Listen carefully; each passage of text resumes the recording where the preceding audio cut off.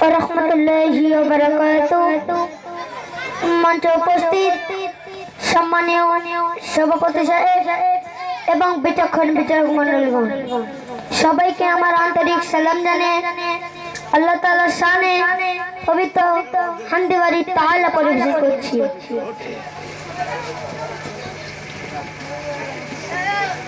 হে প্রভু তুমি মহান, তুমি যে মেহেরবান, তোমার মহিমা ছড়াই ওই নীল আসমান। হে প্রভু তুমি মহান, তুমি যে মেহেরবান, তোমার মহিমা ছড়াই ওই নীল আসমান।